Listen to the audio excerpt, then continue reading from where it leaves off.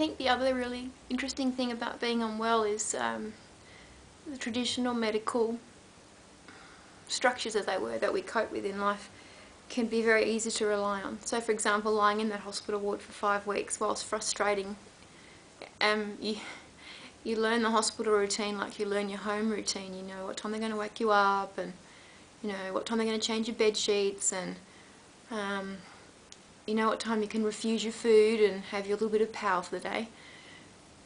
But having a cannula in my arm, I had 35 cannulas in my arms over that period, and obviously I had one in my central line in my neck, which was taken out on Sunday. You are literally attached to medicine. You can't go anywhere or really do anything because you've got this bloody drip stand and line like a little dog on a leash. But you're safe because the doctors and nurses are taking control of your life. And two good friends of mine in Queensland both said, well, I've got to take some responsibility for that. And I think now that I'm out, and I know there's that problem, I'm not eating, but I've got to find the bridges in my own time. Not when people say, right, Monday you're back at work, Tuesday you're going to do X and Y. I was really scared yesterday when I found out I have to be back at work on Monday, because our society, obviously, to exist in its current format, requires a format of so many weeks annual leave, so many sick days, etc.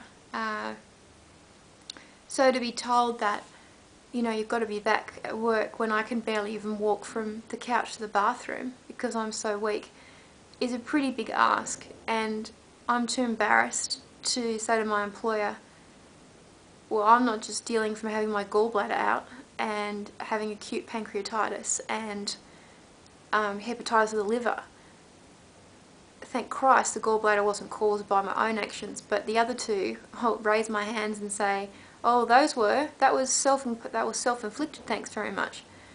Because there's a shame that you're not one of the elite then, that they so prize in this society, that you're not allowed to be different. And to take your own route to getting well, I need to get all of this out of my system, because otherwise it's going to be like last year, where I got a little bit out of my system but not everything. And lo and behold, 4 months later I was just heading down the same road to hell that I have gone down, and this time I want to get out of the road to hell. I don't want to be here anymore. I have the most amazing 10-year-old son. No one could ask for that, and it really hurts me when people say, well, what about him? And I think one of the reasons I'm going down the road this time, guys, is because of him. Because I don't want to die when I get home. And if I can't get over this, I will. I know I will. Because my obsession with taking my mind out of the here and now and taking it somewhere else so I don't have to think about life that I don't deal with that well, to maintain my perfect presence, as it were, requires me to drink a shitload of alcohol every day, and very few people know about that. And it's very confronting to admit to this stuff, but in a sense it's healing as well, because you know there are so many other people going down the same route, and but I can't do this anymore.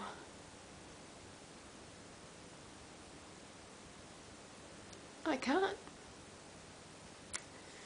And my son is my light, and I have just let it go out so many times through sheer selfishness. And to hear him cry on the phone because he hasn't seen me for 5 weeks now is as heartbreaking as someone not loving you. It's close to you. It's the same feeling. It's not having the words to be able to say, I'm lost. And no, I don't know where the end route is, and no, I don't know what the answers are, and you know what? I'm just taking it a step at a time, and please don't threatened to schedule me to some psych institution because, you know, if you don't eat and stuff, then you must be crazy. So we'll just hand you onto some medical facility and they'll fix you.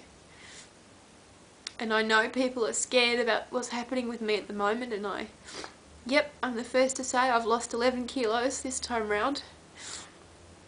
You know what? It's so fucking irrelevant.